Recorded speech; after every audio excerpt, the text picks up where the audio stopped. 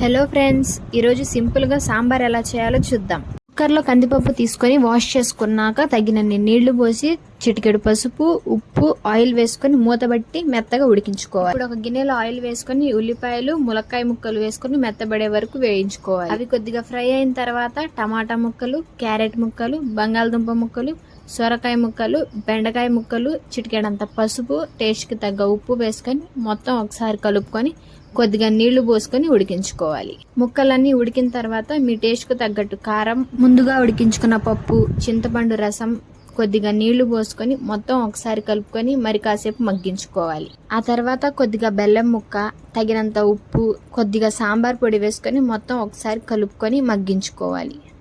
అంతే, సాంబార్ రెడీ అయినట్టే. ఇప్పుడు తాలింపు రెడీ చేసుకుందాం. ఇక్కడ తాలింపు కోసం ఒక కడాయిలో కొద్దిగా ఆయిల్ వేసుకొని తాలింపు గింజలు, జీలకర్ర, వెల్లుల్లి, ఎండుమిర్చి, కరివేపాకు వేసి వేయించుకోవాలి.